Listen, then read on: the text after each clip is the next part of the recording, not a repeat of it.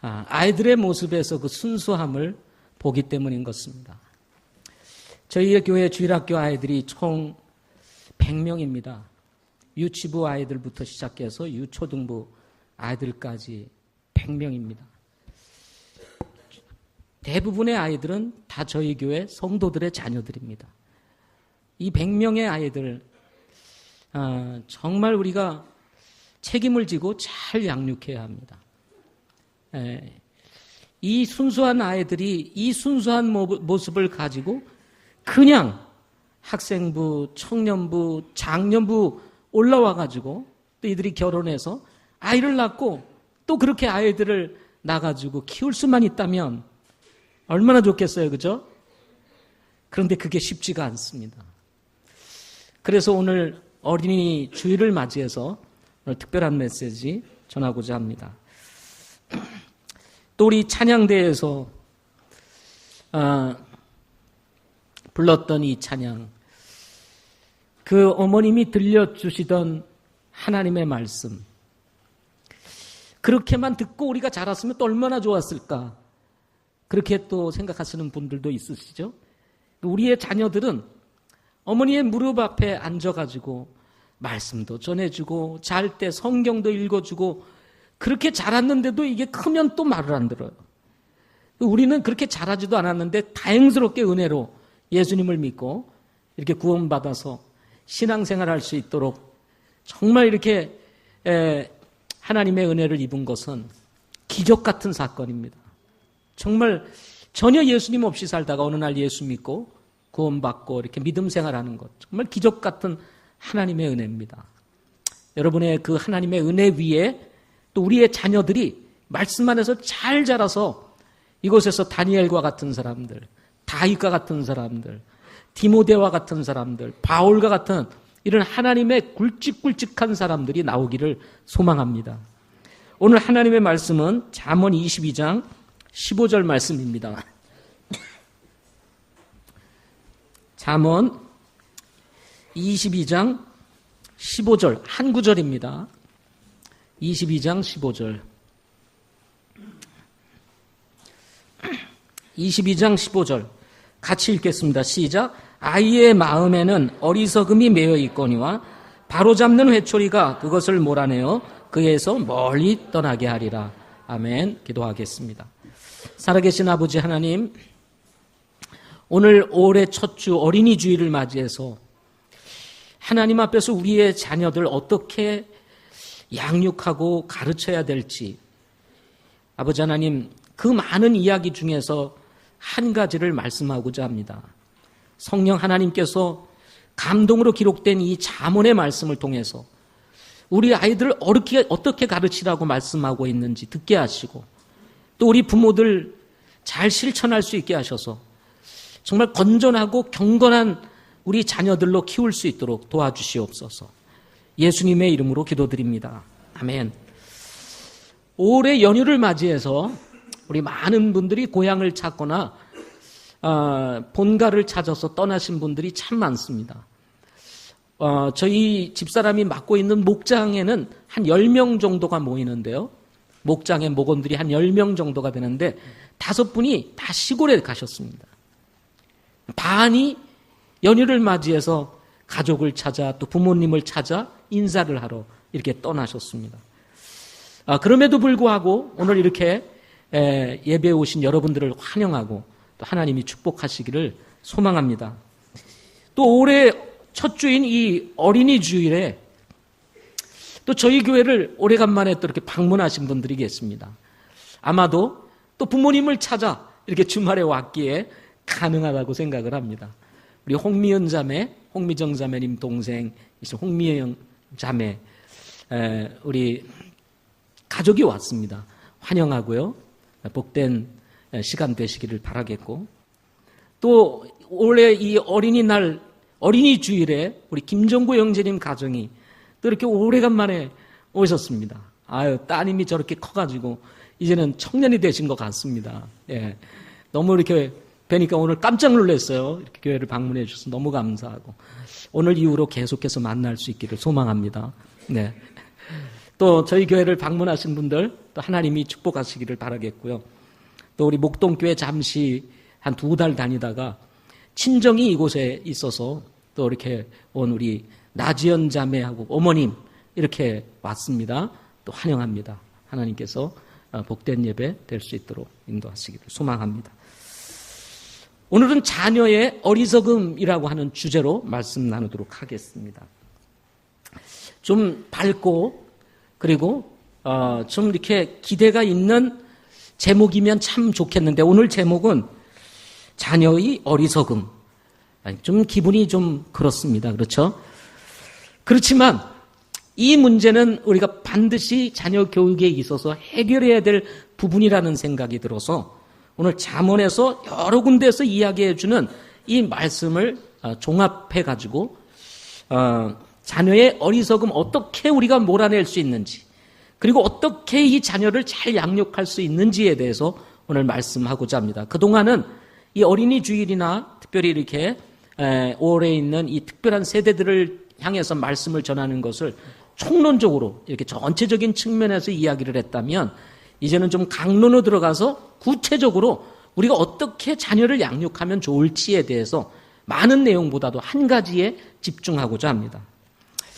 지난 금요일이 어린이날이었습니다. 5월이 되면 자녀를 두신 부모님들은 자녀 양육에 대한 책임과 의무를 다하기 위해서 아니 더 좋은 부모가 되기 위해서 아이들을 위해 산과 들 그리고 바다 그리고는 놀이동산으로 가시는 분들이 참 많습니다. 저도 아이들은 다 컸지만 그래도 공휴일을 맞이해서 오래간만에 가족들과 좀 함께 할 수 있는 방법이 있을까 생각을 하다가 산을 찾아서 작은 동산을 찾아서 이렇게 산책을 하면서 이렇게 시간을 함께 가지는 시간을 가지고 돌아왔습니다. 공휴일이나 주말에는 어디를 가든지 정말 사람들이 밀려서 가지 않는 것이 좋다라고 하는 것이 일반 상식입니다. 주말에는 가지 마라. 여러분도 그렇게 아시고 계시죠? 그럼에도 불구하고 사람들이 어디서 그렇게 많이 몰려 나오는지 주말만 되면 도로가 꽉 막히고 가는 곳마다 사람들이 인파들이 얼마나 밀리는지 도대체 꽃을 보러 갔는지 산을 보러 갔는지 아니면 놀이기구를 타러 갔는지 사람 구경하러 갔는지 알 수가 없을 정도로 그렇게 많은 사람들이 몰려오게 됩니다. 그럼에도 불구하고 모처럼 맞은 휴일을 그냥 보낸다는 것은 아이들에게는 굉장히 불만족스러운 일이라고 생각이 되기 때문에 이 모든 사실을 알매도 불구하고 그 고난과 희생을 감수하고 어떻게 해요? 사람을 뚫고 차를 뚫고 그 막힌 도로를 뚫고 집을 나서는 우리 부모님들이 참 많습니다. 집을 떠날 때와 달리 돌아올 때는 파김치가 돼서 돌아오게 되는 것입니다. 제가 우리 아이들과 함께 이렇게 작은 산책을 하면서 이렇게 산을 올라가는데요. 앞에 가시는 한 부부가 하는 말을 제가 옆에서 들었습니다. 이거 집 앞에 있는 그냥 산에 올라가면 좋을 거를 이곳이 뭐라고 온다고 5시간까지 걸려가지고 여기에 와가지고 또 그렇게 힘들게 또 산책을 한다고 올라가느니 아이고 집 앞에 있는 그 산에 가는 게 훨씬 낫겠다 그러면서 중얼중얼대면서 아내는 앞에 올라가는데 아마도 아내가 가자고 그랬던 것 같아요. 남편이 뒤에서 자꾸 중얼대면 5시간 걸려서 여기까지 와가지고 이게 뭐 하는 짓이냐 막 이러면서 올라가시더라고요. 네. 이왕 올라가는 거 그냥 즐겁게 올라가셔야 되는데 아내는 아무 말도 안 하고 그냥 앞만 보고 가시는 것을 제가 보았습니다. 부모들이 자녀를 위해서 이렇게 수고와 희생을 감수하는 것은 부모가 어떻게 하면 우리 자녀를 좀 기쁘게 해주고 자녀들을 즐겁게 해주고 잘 키워볼까 하는 마음 때문이라는 생각을 가져보게 됩니다. 그러나 부모들의 이런 노력과는 달리 잘 자라주는 아이가 있는가 하면 또 그렇지 못한 아이들도 있는 것이 사실입니다. 자녀를 키운다는 것은 정말 두려울 때가 있습니다.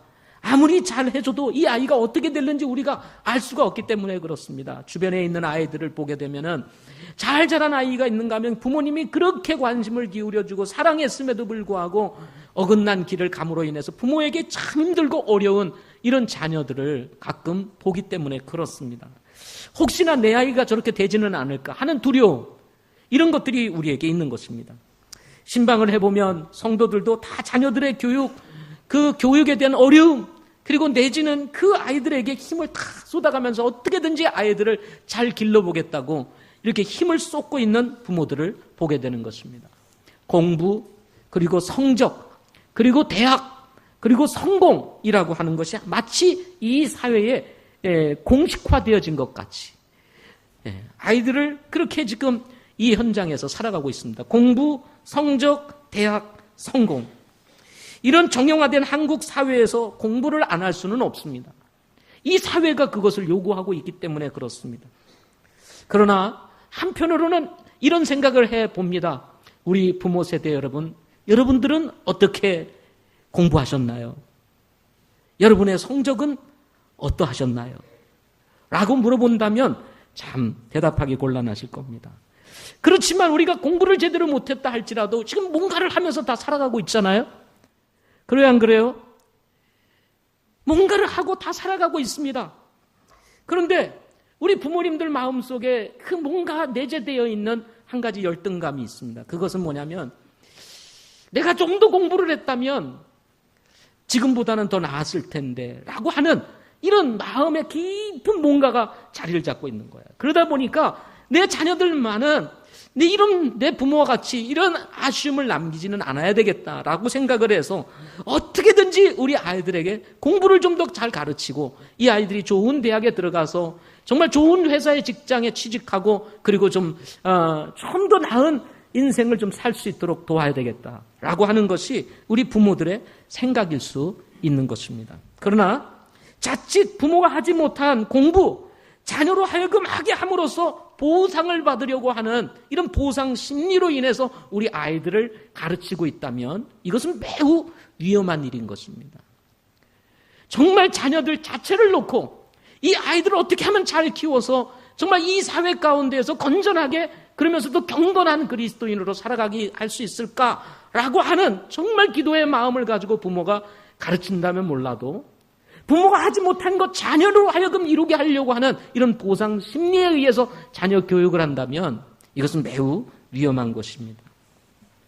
저는 비록 많은 것을 배우지는 않을지라도 지금 살아가면서 이 작은 것, 하나님께서 주신 이 작은 것을 소중하게 여기면서 알콩달콩 살아가는 것이 그것이 행복이 아니겠습니까? 꼭 뭐 많은 것을 배우고 그리고 좋은 대학을 들어가서 뭐 성공을 해야만 행복이겠느냐는 것입니다. 비록 집은 작다 할지라도 가족들이 한때 어울려 화목하게 지내면서 정말 그리스도 안에서 예수님을 믿으면서 찬송 부르고 말씀하면서 기도하면서 아이들을 믿음 안에서 잘 키우면서 알콩달콩 살면 그것이 행복이고 보람이 아니겠는가 하는 것입니다. 그러나 한국 부모들이 가지고 있는 이런 교육에 대한 열정, 이것은 대단한 것입니다. 그러나 이런 부모들이 가지고 있는 문제가 한 가지 있다면 그것은 내려오는 교육 방법이 없다는 것입니다. 부모가 우리를 가르치고 그 가르친 것을 그대로 배운 것을 그대로 아이에게 가르치고 또 아이가 배워서 우리 부모님은 이렇게 나를 가르쳤어. 그리고는 또 그 아이가 커서 또 자기의 낳은 자녀를 그렇게 가르치는 전수된 교육 방법을 우리가 가지고 있지 않다는 것입니다. 교육은 이렇게 하는 거야 라고 하는 뭔가 틀이 있고 답이 있어야 되는데 교육은 이렇게 하는 거야 라고 말할 수 있는 것이 우리에게 없다는 것입니다. 일관성이 있으면서도 통일성이 있는 교육, 이런 것들이 쫙 이루어져서 정말 우리가 어느 가정을 가든 우리 한국 사회에서는 이렇게 교육하는 거구나 라고 하는 것 틀을 가지고 가르치면서 우리가 모두 방향을 잡아서 갈 수 있다면 참 좋을 텐데 그렇지 못하다는 것입니다. 대학 입학 학력고사를 두고 수시로 바뀌는 이 나라의 교육 정책을 보더라도 알 수가 있습니다. 몇 년에 한 번씩 좋다고 해서 바꿔놓고는 또 문제가 되면 또 바꿔버리고 정말 한심스러운 이 작태들이 이 한국 이 교육 상황 속에서 일어나고 있는 것을 보게 되면요, 참 답답할 때가 있는 것입니다. 여기에 예수님을 믿는 사람들조차도 별반 다를 바가 없다는 것입니다. 자녀 교육은 하나님도 침범할 수 없는 영역이라고 하는 이런 기독교 사회 속에서 나오는 이런 말들, 오죽 이 자녀 교육에 대해서 힘을 쏟고 이것에 대해서 마음을 두고 있으면 하나님도 침범할 수 없는 영역이라고까지 얘기가 나오겠습니까? 저희 교회는 이런 분들 없으시기를 바랍니다. 아무도 아멘을 안 하시네요. 다시요. 저희 큰빛 가족들은 이런 분들 없으시기를 바랍니다. 예? 우리 자녀들의 교육까지도 하나님이 침범을 하셔야 돼요. 하나님이 개입하셔야 됩니다. 하나님께서 우리 아이들을 붙들어 세우셔야 되는 것입니다. 아무리 부모가 힘을 다한다 할지라도 하나님이 도우시지 아니하면요, 여러분 정말 자녀 교육 성공하기 참 어렵습니다. 우리 교회만 하더라도 자녀 교육을 위한 세미나를 얼마나 많이 했습니까? 그동안 해왔던 자녀 교육 세미나를, 그 자료를 모으면 아마 두꺼운 책으로 하나 나올 겁니다. 그럼에도 불구하고 우리 성도들 한 사람 한 사람 다 붙잡아 놓고 물어보면 다르게 말할 확률이 높습니다. 각자 서로 다르게, 그동안 배운 거는 어디로 가고 각자 서로 다르게 말할 수 있는 확률이 굉장히 높다. 물론 이유는 있습니다. 체계적인 방법을 제시하지 않았고, 이렇게 성경은 얘기한다고만 말을 했지 이것을 체계적으로 어떻게 할 것인가를 이렇게 세우고 인도하지는 못했다는 것입니다. 그러다 보니 자녀 교육 세미나를 했지만 검증된 것이 없어요. 이렇게 했더니 됐더라 하는 이 검증된 것이 없어요. 세미나만 했지 시도하도록 격려하고 점검하고 수정하고 발전시켜서 자녀 교육은 이런 코스를 가지고 하는 거야 라고 하는 이런 가정을 가져야 되는데 그런 것이 없다는 것입니다. 부모가 말씀을 듣고 세미나를 듣고 알아서 다 해야 하는, 여기에 또 아이들이 다 다르기 때문에 획일적으로 적용해서는 안 된다는 이 부모들의 생각이 또 한몫을 더해서 각자 다르게 또 다 교육을 자기 방식대로, 부모들 방식대로 또 하게 되는 것입니다. 이런 이유들, 저런 이유들로 인해서 교육에 대한 분명한 방법, 그리고 성경적인 교육에 대한 철학을, 이런 또 세계관을 정확하게 정립하고 아이들을 가르치는 이런 부모를 찾아보기는 쉽지 않다는 것입니다. 일반적으로 어린이라는 이 단어는요, 6세로부터 13세 미만의 연령에 속한 사람들을 일컬어서 어린이라고 얘기를 합니다. 여기 보니까 지금 6세부터 13세의 미만의 사람은 없는 것 같습니다. 한 사람 있는 것 같네요. 오늘 처음 온 우리 학생 한 사람 있습니다. 가족들이 함께 오심으로 인해서. 어린이, 오늘 저 아이를 위해서 설교를 하는 모양입니다. 메시지가 준비. 넓은 의미로는 1세부터 5세까지 포함됩니다. 그래서 1세부터 13세 미만의 연령에 속한 사람들을 다 어린이라고 이렇게 말을 합니다. 이 어린이라는 말은 소파 방종환이 처음으로 제안 보급한 단어라고 합니다. 이전에는 어린이라는 단어가 없이 아이 또는 줄여서 그리고 아동이라고 이렇게 불렀다고 합니다. 그래서 옛날에 그렇게 많이 불렀죠. 그죠? 우리도 아이 또는 애들이다 뭐 이렇게 많이 하죠. 근데 이 어린이라는 단어의 어원을 이렇게 쭉 사전을 통해서 찾아보니까 이 어린이 할 때 이 어리라고 하는, 이 어린이 할 때 이 어리라는 단어, 이 단어는 한글이 처음 창제되기 전 15세기에 주로 어리석다라는 단어로 사용이 됐다고 합니다. 따라서 이 어린이라는 단어는 어디서 그 어원이 왔냐면 어리석다는 단어에서 왔다는 것입니다. 그런데 이 단어가 16세기 이후에 나이가 어리다라는 의미로 이렇게 변하게 되었다는 것입니다. 16세기 이후에 나이가 어리다. 그러다가 18세기가 돼가지고는 이제 앞에 것은 사라지고 후자 것만 남았다고 합니다. 그래서 어리다. 그래서 어린이 이렇게 된 것입니다.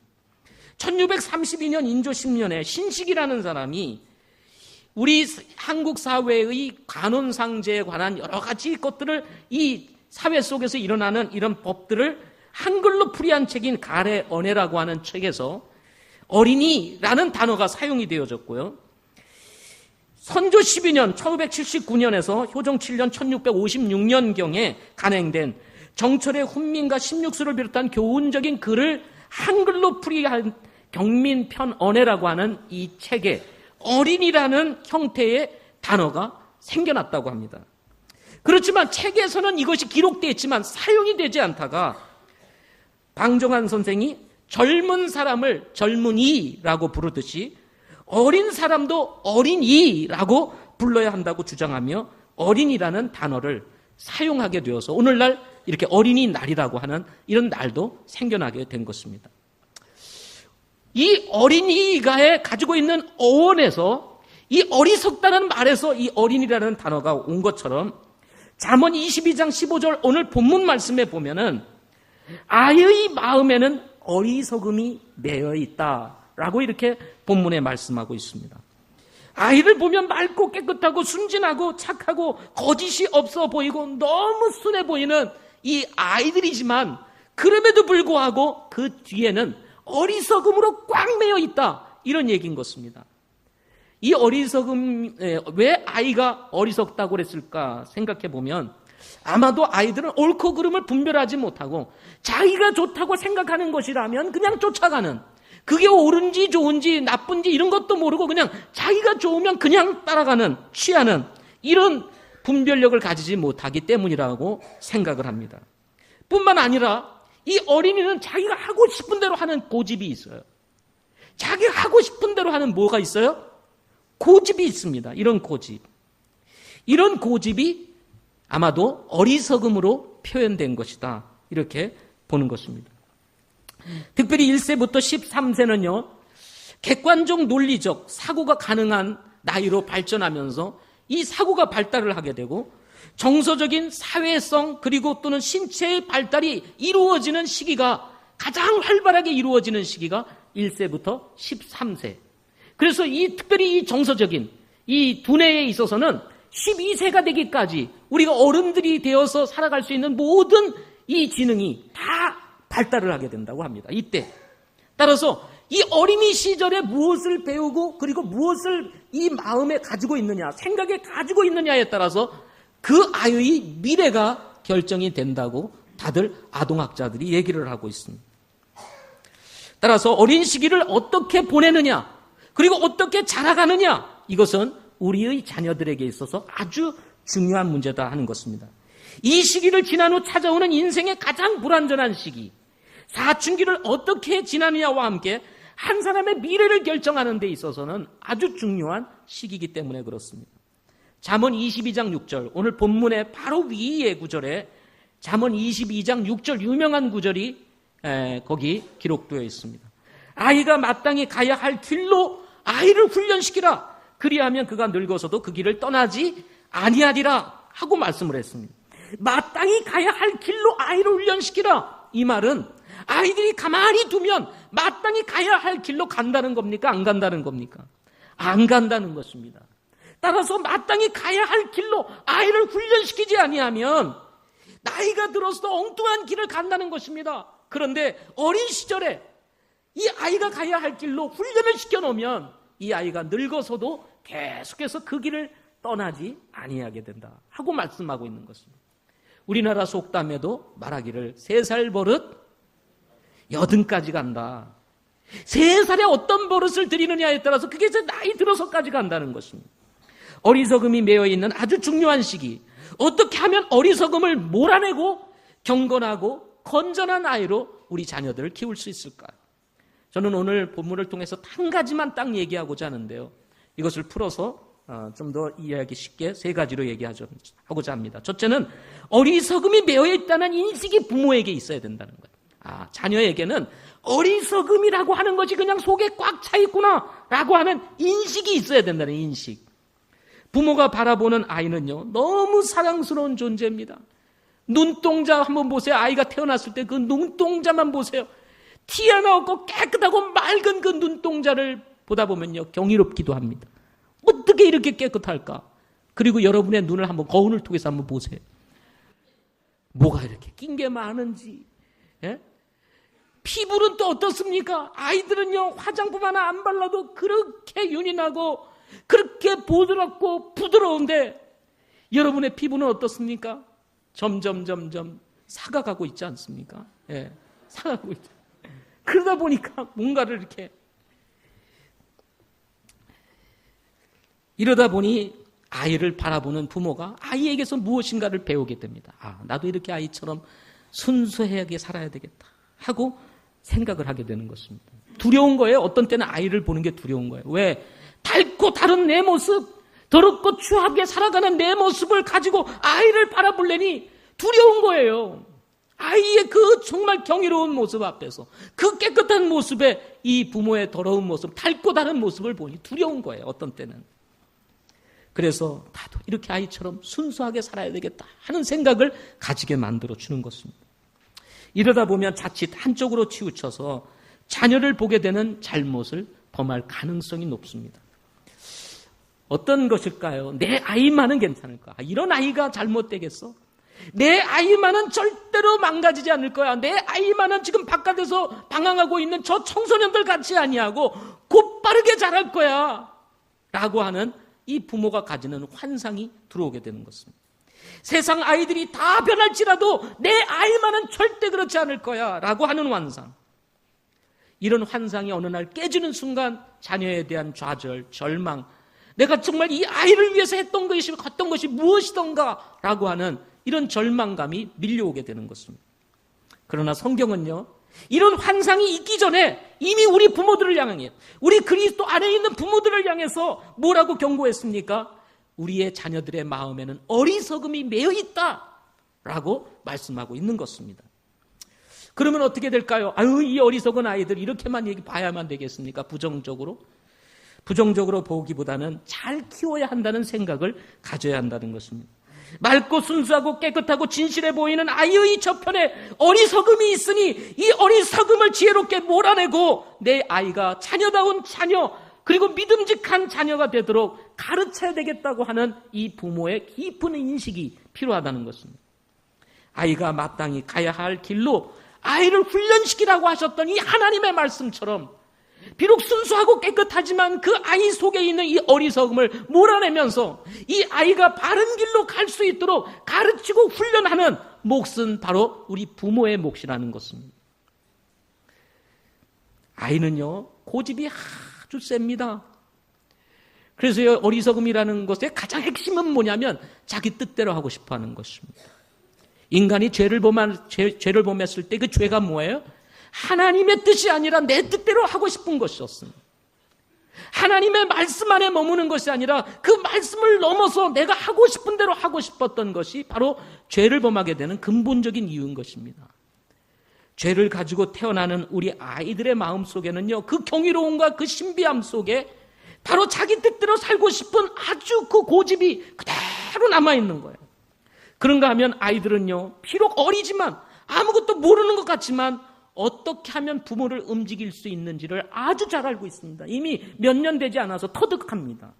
그래서 우리 부모님은 내가 하고 싶은 대로 하려면 때를 쓰면 돼. 아주 막 뒤집어지고 자빠지고 막 그래 울고 막 이러면 알았어.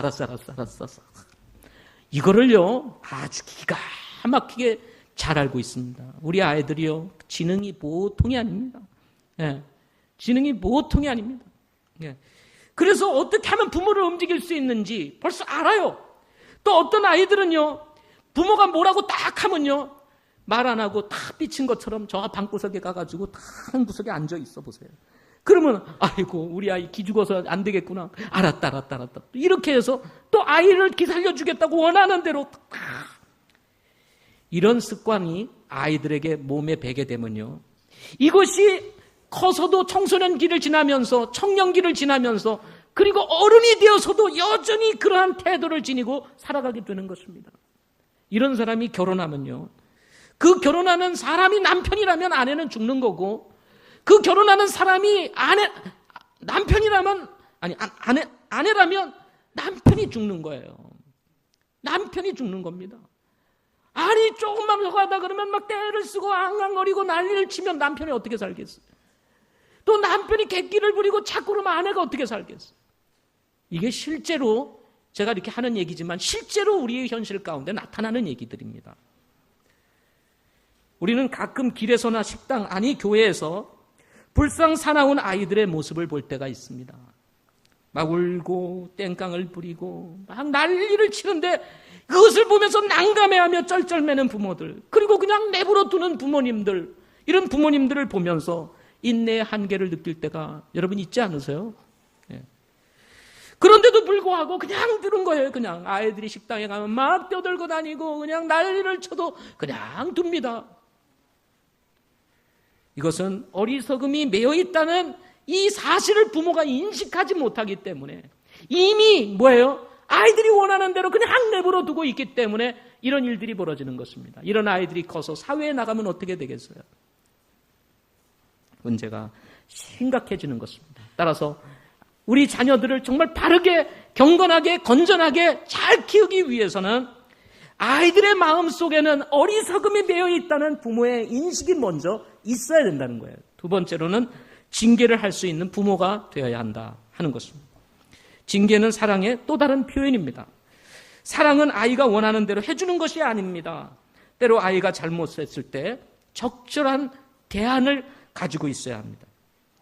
자녀가 잘못했을 경우 어떻게 할 것인가에 대한 대답을 가지고 있어야 돼요. 이 대답을 가지고 있지 않으면 그때그때 상황에 따라서, 감정에 따라서, 기분에 따라서 하기 때문에요. 아이들이 이게 기준을 가지고 우리 부모는 이런 분이야 라고 생각을 가지면서 일관성 있게 따라오지를 못하게 되는 것입니다. 그러나 많은 경우 부모님들 가운데 아이가 잘못했을 경우에는 내가 이렇게 하겠다라고 하는 답을 정확하게 가지고 있는 부모가 많지 않다는 것입니다. 여러분, 아는 것과 대답을 가지고 있는 것은 다릅니다. 부모, 자녀 교육에 대한 얼마나 많은 정보들이 쏟아져 나오고 있습니까? 인터넷만 들어가도 자녀들은 이렇게 교육하라는 말들이 얼마나 많은지 모릅니다. 그래서 지식적으로는 우리가 다 알고 있어요. 그러나 문제는 뭐냐면, 그러면 그 지식들과 정보들을 가지고 나는 어떻게 할 것인가? 내 자녀가 잘못했을 때, 그리고 부모의 어떤 것을 거스릴 때, 순종하지 않을 때, 고집을 부릴 때 어떻게 할 것인가에 대한 답을 가지고, 의지를 가지고 행하고자 하는 이런 마음을 가진 부모는 없다는 것입니다. 많지 않다는 것입니다. 물론 성경은 결론의 책이기 때문에 징계를 하기 전 과정에 대해서는 잘 언급하지 않고 있습니다. 잘못 결론만 가지고 접근하면 잘못했다. 아, 성경에서 회초리 되라 그랬지. 저거 어리석음에서 나온 거야. 그리고 바로 회초리 됩니다. 예? 어리석음을 쫓아내야지. 쫙쫙쫙. 저는 첫 아이를 낳고 이런 잘못을 범했습니다. 예. 그 과정에 대한 이야기는 잘 듣지 못하고 잘못할 때는 회초리를 대라. 어린 시절에도 그렇게 해야 된다. 애가 모르는 것 같아도 다 안다. 그래서 살짝 때렸습니다. 그러니까 자기는 지금 배고파서 그러는 건지 뭔지 모르지만 앵대는데 그것도 모르고 울지 마 하고 딱 때리니까 충격을 받을 거 아니에요? 그러니까 깜짝 놀라서 울어요. 깜짝 놀라서 우는지, 이놈이 고집 피워서 우는지, 이놈이 고집이구나. 고집을 꺾어야지. 또 때리는 겁니다. 울어, 더 울어. 그러니까 더 때리는 겁니다. 그렇게 해가지고 우리 첫째가 많이 맞았습니다. 예, 우리 첫째가 많이 맞았습니다. 그 둘째를 키우면서는 조금 이제 정신을 차려가지고, 이러면 안 되겠구나 생각해서 이제 둘째는요, 이제 제가 둘째부터는 좀 많이 달라졌습니다. 근데 둘째 때는 또 우리 집 사람이 때리더라고요. 그래서 제가 또 그걸 또 맞은 아이를 또 끌어안고 또 며칠을 같이 안고 잤습니다. 그래서 그때는 또 이런 생각이 들더라고. 너 때린 모습을 보니까 너무 마음이 아프니까 내가 다시는 때리지 않겠다. 뭐 이런 마음까지 막 들 정도로 그렇게 했습니다. 이런 잘못을 우리 부모들이 범할 수가 있습니다. 왜냐하면 정확한 기준을 가지고 있지 않으니까. 어떻게 해야 될지를 모르니까. 아이가 잘못했을 때 어떻게 해야 될지 모르니까. 단순한 지식만 가지고 행하게 되면 오히려 아이의 마음에 깊은 상처를 남기기 쉽다는 것입니다. 그래서 여러분, 징벌을 하기 이전에, 징계를 하기 이전에, 회초리를 대기 이전에 무엇을 잘못했는지, 왜 잘못한 것인지, 문제가 무엇인지, 어떤 일들이, 이런 일들이 반복이 될 때 어떻게 되는지, 그 결과가 어떻게 되는지, 이런 것들이 사람들에게 어떤 피해를 주는지, 이런 것들을 자세히 이야기해주고, 그리고 설명을 해줘서 아이가 이것은 잘못된 것이구나 라고 하는 인식이 있어야 된다는 인식이 있은 다음에 비로소 징계를 하면 아이도 이해를 하고 그 징계를 받아들일 수 있는데, 그런 인식도 없는데 너 잘못했지 와, 그리고 회초리 대라고 성경 펴놓고 잠언 22장 15절 딱 해놓고 딱 때리면 여러분 어떻게 되겠습니까? 예? 말씀은 맞지요. 예. 그러면 이렇게 설명을 할 뿐만 아니라 설명으로 끝나면 안 되고 경고와 약속이 있어야 돼요. 이렇게 잘못을 하면 아빠는 엄마는 이렇게 할 거야. 그리고 그 약속을 하는 거예요. 이렇게 잘못됐을 때는 너도 이렇게 해야 된다. 알았지? 하고 서로 약속이 돼야 돼요. 그래서 내가 잘못하면 부모님께서 이렇게 하는 거구나. 내가 원하든 원하지 아니하든 잘못됐을 때는 그렇게 할 수밖에 없구나 해서 서로 약속함으로 인해서 어떤 징계에 대한 결과에 대한 책임을 본인도 져야 되고 잘못했을 때 그 책임을 져야 한다는 인식이 아이에게 있어야 된다는 것입니다. 일방적인 경고, 일방적인 징계는 자녀에게 분노를 일으키는 이유가 될 수 있다는 것입니다. 우리의 소중한 자녀들에게 이웃과 더불어 살아가면서 지켜야 하는 기본적인 질서, 그리고 가정이라고 하는 작은 울타리지만 이 작은 울타리 속에서도 질서가 있고 지켜야 될 것이 있다는 사실을 인식시키고 거기에 순응하도록 가르치는 것은 정말 무엇보다도 중요한 것입니다. 우리가 한 사회인으로 살아가기 위해서는 이 가정 안에서 우리가 지켜야 될 기본 질서도 지키지 못하면 이 사회 속에 나가서 어떻게 살아가겠습니까? 따라서 가정 안에서 가지고 있는 부모의 권위, 엄마의 권위, 그리고 형과 자녀, 형제들과의 이 차례된 이 형에 대한 권위, 그리고 동생에 대한 이 부분, 이런 것들을 다 질서 속에서 아이들이 그것을 다 이해하고 알 수 있어야 된다는 것입니다. 세상은 나만 사는 것이 아니라 함께 사는 것이라고, 더불어 사는 것이라고 하는 인식이 꼭 우리 자녀들에게 필요한 것입니다. 징계에 따른 절차와 그 과정은 그래서 무엇보다도 중요한 것입니다. 그러나 징계의 절차와 과정이 끝나면, 이런 모든 것들이 다 이루어졌으면, 그리고 그 결과에 대해서 다 설명이 되어지고, 그리고 서로 약속을 해서 그 책임을 져야 된다는 것이 분명히 아이에게 확인이 되었다면 잘못했을 경우에는 반드시 징계를 해야 한다는 것입니다.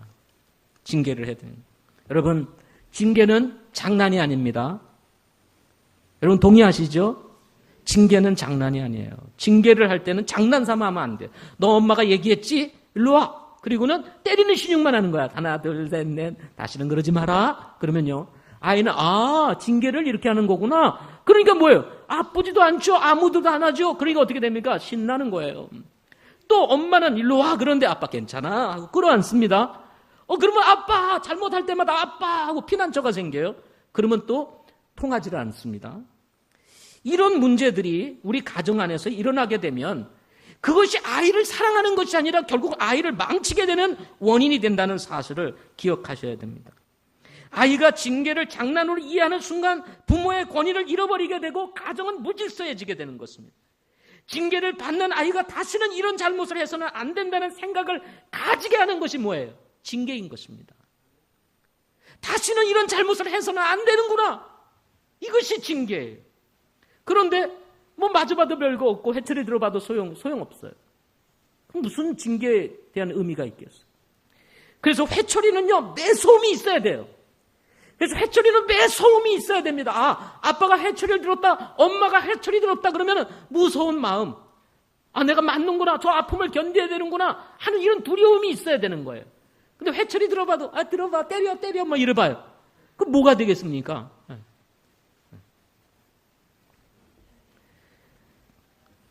잠언 22장 15절에 보면요, 다시 여러분에게 말씀드립니다. 아이의 마음에는 어리석음이 매여 있거니와 바로 잡는 회초리가 그것을 몰아내어 그에게서 멀리 떠나게 하리라. 다시요. 바로 잡는 회초리가 그것을 몰아내어 그에게서 멀리 떠나게 하리라. 회초리의 그 매서러움을 통해서 내가 이런 잘못을 범하면 이렇게 매서운 회초리가 나에게 오는 거구나 라고 생각을 하면서 다시는 내가 이 회초리를 맞지 않아야 되겠다. 또 잘못하면 이 회초리를 맞는구나 라고 생각을 해서 어떻게 해요? 다시는 내가 이런 잘못을 범해서는 안 되겠다 생각을 해서 어떻게 해요? 멀리 떠나게 되는 이런 회초리가 되게 해야 되는 거죠. 그런데 이런 매서움이 없는 회초리라면 아무리 때려도 소용이 없을 것입니다. 잠언 23장 13절에 보면 이런 말씀이 있습니다. 바로 잡는 것을 아이에게 금하지 말라. 내가 그를 회초리로 때릴지라도 그가 죽지 아니하리라. 여러분, 회초리 때려도 죽지 않습니다. 아멘. 애는요, 죽는 것 같이 난리를 쳐요. 얼마나 지능적인지요. 막 거품 물어요. 거품 물어요. 막 거품 물고 막 기절초풍하는 것 같고 막 애가 쇼를 합니다. 쇼를. 그러니까 뭐냐? 무서운 거야. 부모가 되래 무서운 거예요. 그래서 회초리를 못 대는 것입니다. 여러분, 아이들요, 절대로 잘 보셔야 됩니다. 얘가 지금 쇼를 하는 건지 아니면 진짜 그런 것인지 분별해야 돼요.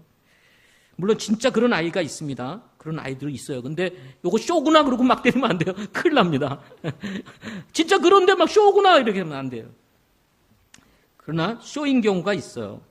잠언 23장 14절에 보면 너는 그를 회초리로 때려서 그의 혼을 지옥에서 건질지니라 하고 말씀을 했습니다. 어리석은 아이는 하나님을 떠나기 때문에 지옥으로 가는 거예요. 그런데 이 정말 경건한 부모가 바로 잡아서 그 아이를 신앙으로 양육하면 어떻게 됩니까? 지옥에서 건져지는 겁니다.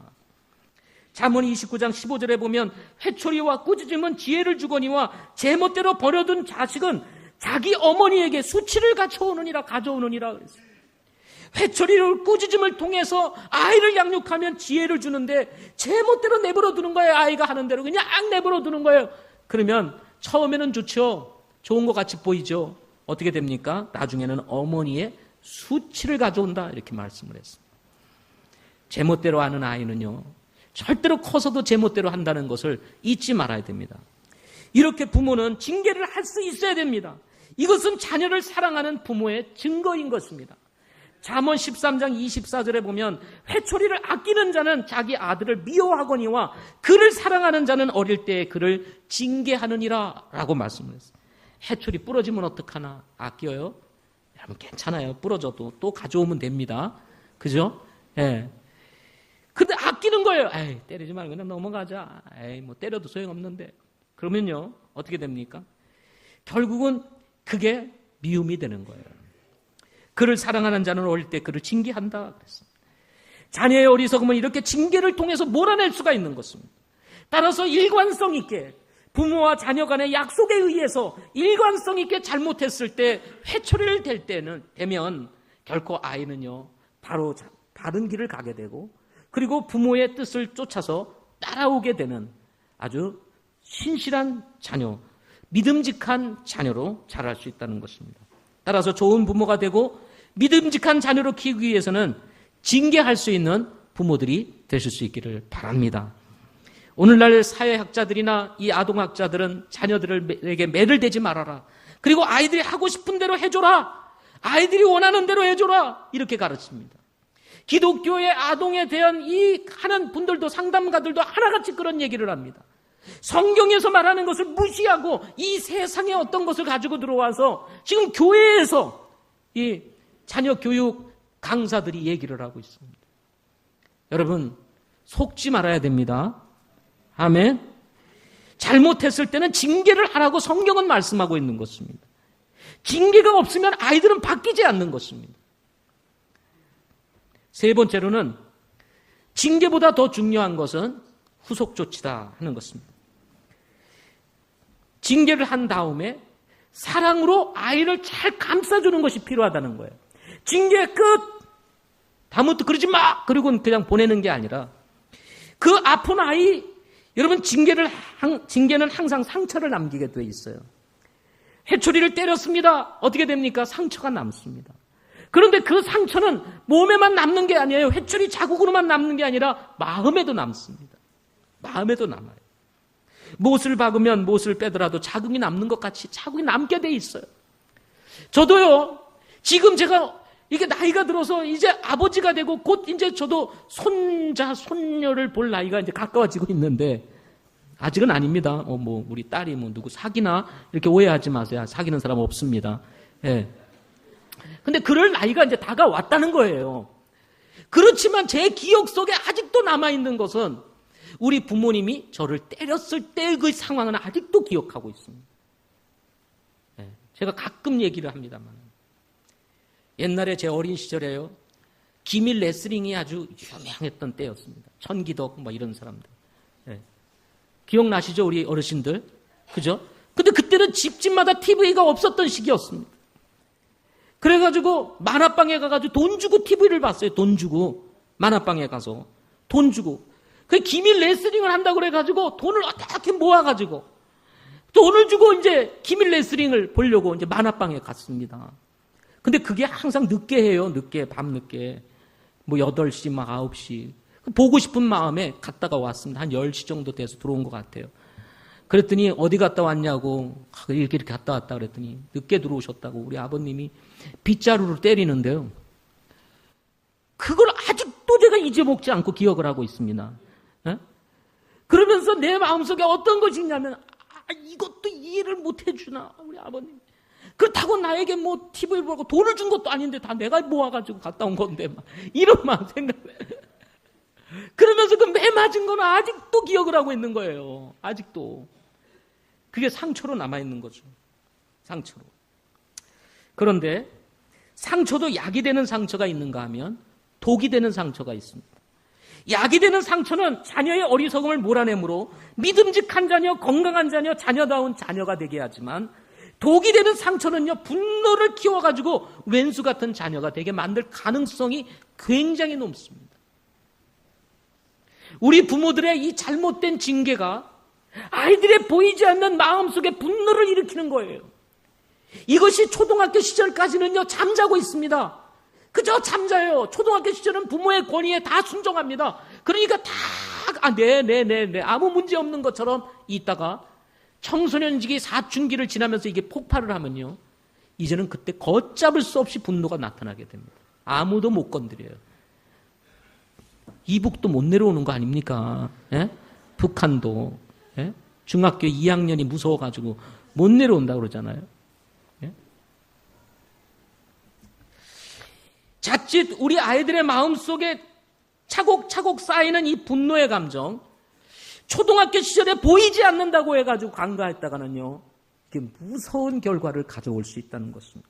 그러면 어떻게 하면 독이 되는 상처가 아니라 약이 되는 상처가 되게 할 수 있느냐? 징계는 항상 상처로 남는데 사랑으로 품어주고, 부모가 징계를 한 후에는 어린아이를 끌어안고 정말 가슴 아픈 마음, 내가 너를 때렸다는 것이 얼마나 이 부모에게도 아픈 일인 줄 아니? 라고 하면서 감정을 교류하고, 그리고 공감을 하면서 네가 잘못하는 것이 이 엄마에게, 이 아빠에게도 아픈 일이다. 그리고 너에게 이 징계를 한다는 것을, 회초리를 대는 것은 아빠도 엄마도 그만큼 아픈 일이야.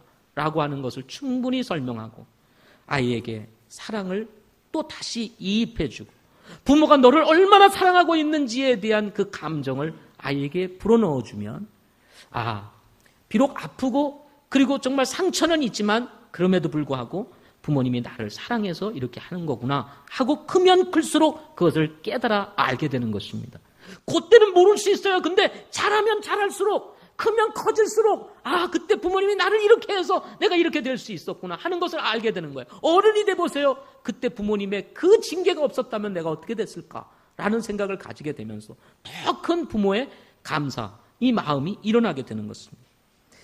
나이가 어린 자녀라면 안아주고 말해줘야 되겠지만 이미 뭐 13살, 14살, 15살 이렇게 되면요, 꽉 찬 아이들은 안아주기가 좀 이상하게 어색합니다. 그러면 같이 마주 앉아서 서로 이야기하고 서로 감정을 나누고, 너 마음이 어떠냐? 네 얘기를 한번 해봐봐. 뭐 이렇게 해서 서로 마음을 교감하고, 또 제안할 것 있으면 제안해봐라. 그 제안이 합당하면 그 제안을 받아주고, 그리고 조정하고, 그래서 아이와 함께 부모가 서로 마음을 나누고 감정을 이입하고 서로 교류하게 되면 아이의 마음도 풀어지게 되는 것입니다. 중요한 것은요, 그렇게 또 회초리를 맞고도 아이들은 금방 잊어버리고 나가서 또 신나게 논다는 거예요. 예? 막 뛰는 거예요. 금방 맞았는데도 막 또 뛰노는 거예요. 그러니까 그때 부모들이 생각하기를, 아니 어째 제가 저렇게 속이 없냐, 맞았으면 이제 좀 정신 차리고 좀 자중을 해야 되는데, 보면 노는 걸 보면 똑같이 놀거든요. 그러니까 애가 이렇게 속이 없냐, 이게 또 생각에 딱 머물러 있다가 다음에 또 잘못을 해서 매를 대려면은 또 이런 얘기를 하는 거예요. 우리 그런 말 많이 들어보셨을 거예요. 너는 속이 있니 없니? 막 이러면서 이제 막 책망을 하는 거죠. 예? 넌 속이 있는 애니 없는 애니? 예? 속이 있는 거야? 막 얘기를 합니다.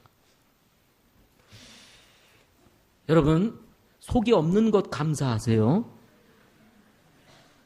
아이가 속 없으니 감사한 거예요. 속 있으면요, 어떻게 되겠어요? 속 있으면 대들어요. 그죠? 크면 이제 속이 생기거든요. 그러면 대드는 거예요. 잊어주는 걸 감사해야 합니다. 그러면 아이가 그러면 매 맞고 나서 저 방에 들어가가지고 이렇게 있으면 좋으시겠어요? 그러면 또 부모가 마음이 아픈 거예요. 저렇게 또 이렇게 맞았다고 또 저러고 있다.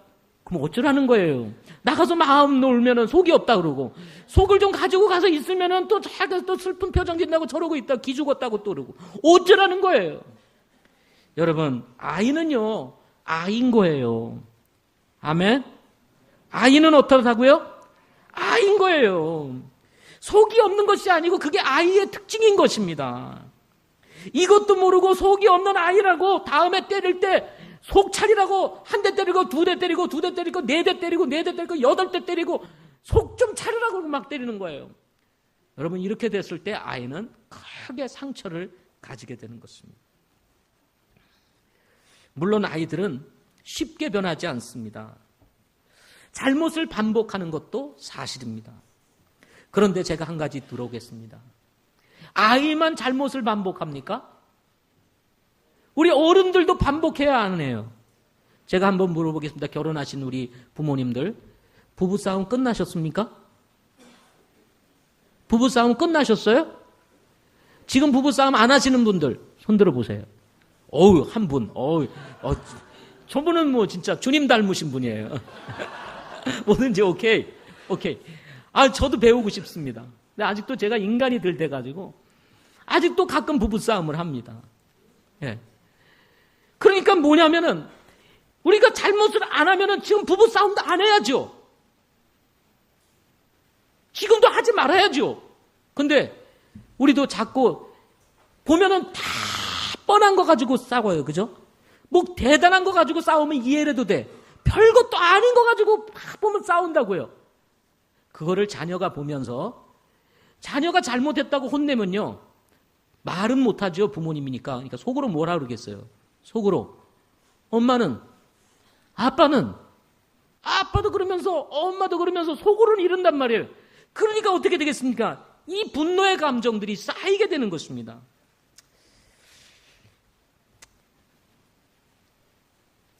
따라서 우리 아이들은 그럴 수 있다는 사실을 이해하고, 중요한 것은 속이 있든 또는 잘못을 반복하든 일관성 있는 부모의 태도가 중요하다는 것입니다. 일관성 있는 부모의 태도. 잘못했을 때는 똑같이 변함없이 그것에 대해서 징계하는 태도, 그리고 과정과 절차를 거쳐서 징계하는 이 부모의 일관성 있는 자녀에 대한 태도가 중요하다는 것입니다. 어떤 부모들은 이런 분들이 있습니다. 이때 중요한 게 있어요. 아이들한테 지면 안 됩니다. 아이들은 지능이 보통이 아닙니다. 부모를 이겨먹으려고 하는 것이 아이들입니다. 그런데 이것에 져버리는 거예요. 결국 아이들한테 굴복하면요, 그때부터는 아이의 노예가 됩니다. 부모가. 예, 노예가 됩니다. 그래서 어떤 부모는 이렇게 얘기를 합니다. 쟤는 맞아도 똑같아. 때려도 소용이 없어. 항상 똑같이 행동해. 그래서 이젠 포기했어. 될 대로 되라지 뭐. 아이고, 저놈이 지 인생 지가 살아야지 뭐. 어떻게 살아. 그리고 그냥 포기해버린다. 이렇게 얘기를 하는 겁니다. 징계해도 소용없고 때려도 소용없는 애야 쟤는. 이런 말을 아이가 듣는 순간 아이는 충격을 먹게 되는 것입니다. 이때 아이는 이제는 부모가 나를 포기했구나, 이렇게 생각을 하게 되는 것입니다. 포기했구나. 그래서 진짜 포기했는지 안 했는지 문제를 살살 이렇게 봅니다. 이렇게도 해보고 이렇게도 해보고. 그런데 진짜 말을 안 해. 옛날에는 얘기를 했는데 안 해. 그러면 진짜 부모님이 나를 포기했구나. 그럼 나는 뭐지? 그러면 나는 부모님에게 있어서 나는 뭐냐? 나는 아무것도 아니구나. 마음대로 행해버리는 거야. 밖에 나가서 마음대로 잘못을 저지르고 마음 문제를 일으키고, 그래도 나 포기했잖아, 이렇게 되는 거예요. 여러분, 아이가 문제를 일으키는 이유 중에 하나는 부모의 관심을 끌기 위한 것일 수도 있다는 사실을 잊지 말아야 합니다. 그럼에도 불구하고 관심을 주지 아니하면 그때부터는 걷잡을 수 없는 상황으로 나아갈 수 있다는 사실을 잊지 말아야 됩니다. 신앙을 포기할 수 없듯이 자녀 교육도 포기할 수 있는 것이 아니라는 사실을 여러분 명심하시기를 바랍니다. 아멘. 그러므로 일관성을 가지고 끝까지 사랑으로 징계하고 사랑으로 품어야 합니다. 징계 후에는 후속 조치를 통해서 서로 부모와 자녀 간의 이 깊은 사랑의 관계를 만들어가고 또 치유하는 과정을 갖고 그리고 뭔가 회복의 기회를 주고 그리고 부모가 그럼에도 불구하고 사랑한다는 사실을 아이에게 보여주고 하면서 회복시켜 나가는 그런 지혜가 우리 부모들에게 있어야 되는 것입니다. 히브리서 12장 8절부터 11절 말씀에 보면 징계가 없으면 사생자라고 하지 않았습니까? 징계는 당시에는 기뻐 보이지 아니하고 슬프게 보이나 그럼에도 불구하고 나중에는 그것으로 말미암아 단련된 자들에게 그것이 의의 화평의 열매를 맺게 한다라고 말씀하면서 당장은 슬퍼 보이고 기분 나빠 보이고 화나는 일처럼 보이지만 오히려 그것이 단련된 자가 되어서 열매 맺는 자녀가 되도록 이끈다는 사실을 말씀해 주고 있습니다. 여러분, 사랑은 신비한 것입니다. 사랑은 어떤 것이라고요? 신비한 것입니다. 때로는 용서함으로, 때로는 징계함으로, 때로는 용납함으로, 때로는 침묵함으로 사랑을 전달하게 되는 것입니다. 그러므로 지혜의 근원이신 하나님께 자녀를 두고 기도하실 수 있기를 바랍니다. 정말 답을 찾기가 쉽지 않습니다. 자녀 교육 정말 어렵습니다. 어디서 어떤 문제가 일어날지 알 수가 없습니다. 정말 지혜가 필요한 것이 뭐냐면 자녀 교육입니다. 자녀 교육 여러분 세상의 방법으로 하면 안 됩니다. 이 세상에 뭐라고 말하느냐가 중요한 것이 아니라 여러분 성경이 뭐라고 말을 하느냐 이것을 들을 수 있어야 됩니다. 그리고 자녀 교육 그리스도 안에서 시켜야 되는 것입니다. 아멘. 그리스도 안에서 자녀 교육이 있어야 돼요. 우리 믿는 성도들 가운데서도 믿음 안에서 하나님이 최고라고 얘기를 하면서 자녀 교육만은 세상의 방식을 쫓아 하게 되면요 자녀들이 그거 다 알아합니다. 다 압니다. 뭘 중요하게 여기는지 알아요. 여러분 그렇게 하면 안 됩니다. 자녀의 성공과 실패는 세상의 교육에 있는 것이 아니라 하나님의 손안에 있다는 믿음과 확신을 가져야 합니다. 아멘. 그래서 우리가 하나님 앞에 우리 자녀를 두고 기도해야 되는 것입니다. 하나님 지혜 주세요. 우리 자녀가 바로 잡히고 그리고 바른 길을 갈 수 있도록 도와주세요. 부모의 손도 한계가 있습니다. 자녀를 부모가 쫓아다닐 수가 없잖아요. 어디서 어떤 일이 벌어질지 모르고 어떤 친구를 만날지 모르고 어떤 상황을 만날지 모르는 상황 속에서 정말 우리와 함께 계시는 주님의 돌보심과 보호하심이 없이는 우리 자녀 어떻게 키우겠습니까? 따라서 우리는 지혜를 위해서 그리고 자녀들의 보호를 위해서 하나님 앞에 기도해야 합니다. 하나님의 은혜를 구해야 됩니다. 그리고 그리스도 안에서 우리 자녀들을 키워야 되는 것입니다. 자녀 교육의 답은요 세상에 있는 것이 아니라 하나님의 말씀에 있는 것입니다. 아멘.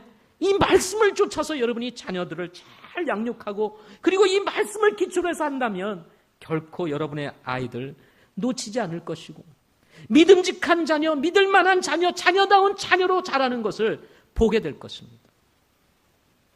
결론적으로 그렇기 때문에 우리가 예수 믿어야 되는 거예요.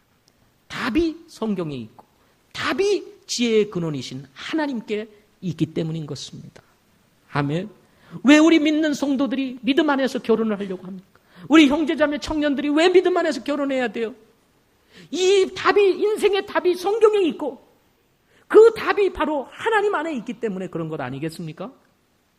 따라서 여러분 혹시 아직도 예수님을 잘 모르시는 분이 계시면 정말 예수를 믿고 구원을 받고 우리를 지으시고 인생을 지으신 우리 하나님 앞에 나아가서 우리 자녀 교육 어떻게 할 건지 물어보고 우리 인생 어떻게 살아야 되는지 물어보므로 여러분의 삶이 좀 더 의미 있고 보람 있고 정말 복된 삶이 될 수 있기를 소망합니다. 기도하겠습니다.